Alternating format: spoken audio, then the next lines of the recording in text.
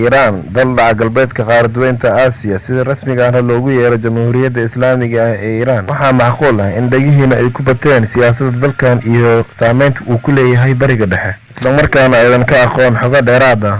kusoo dhawaada qodobo laga yaabo inaadan ka ogeyn dalkan uu majara u hayo wadaadka lagu magacaabo ayatullaahi qamani.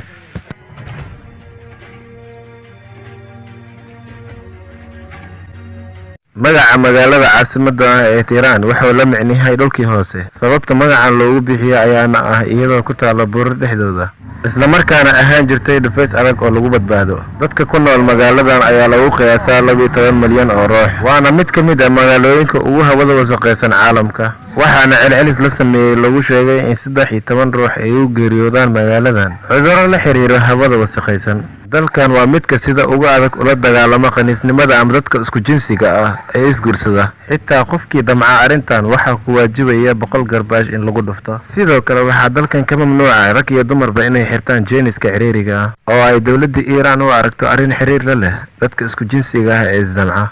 wadaadka dalkan uga amarka weyn ee ayatullaahi qamani wuxuu 2008 fadoolay in la bedelan karo jinsiga, yacni qof laba ah inuu isku bedeli karo dhadiga asigoo qaliin maraya. sidoo kale wuxuu fadooday in haweenka carruurta iska soo ridi karaan ama isku mudi karaan cirbada joojista dhalmada, iyadoo la eegayo dhaqaalaha dalka iyo tacliinta ubadka, iyo sidoo kale fursadda haweenka waxbarashada heerka gaari karaan.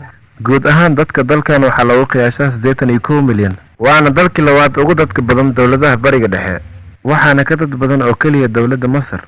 sidoo kale waa dalka ugu dhulka weyn bariga dhexe marka laga reebo Sacuudiga, wuxuuna ku fadhiyaa bad ka badan 1 milyan mitir isku wareeg ah, wuxuuna kaalinta 18aad ugu jiraa dalalka ugu dhulka weyn caalamka.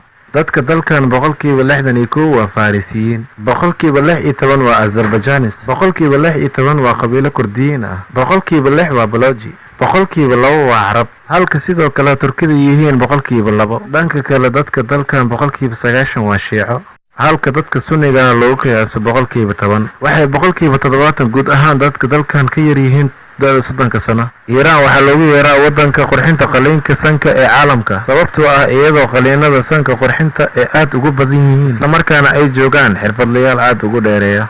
waxaa macquul ah Iiraan in lagu arko 14 jir sameynaya qaliinka sanka. dalkan waxaa aad loogu neceb yahay reer galbeedka, waxaa ka mamnuuca dalkan dhageysiga heesaha reer galbeedka. sidoo kale dalkan waxaa ka mamnuuca filimka khiyaaliga ee Harry Potter. waxaa kaloo ka mamnuuca oo xabsi lagu mataysanaya ciyaarta, raabka, daansiga iyo aflaanta xunxun aad fiirsanayso.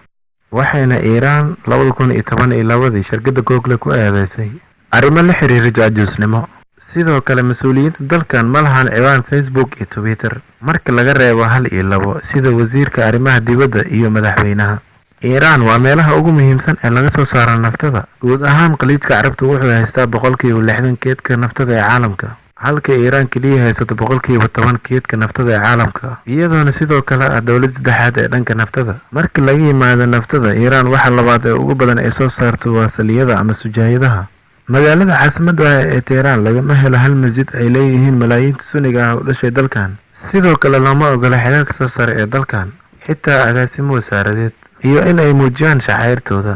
waxaana sidoo kale loo ogoleen guud ahaan haweenka dalkan inay u tartamaan xilalka sarsare sida madaxweynenimo. haddii uu nin kufsado gabarna waxaa ku waajibaya inuu guursado.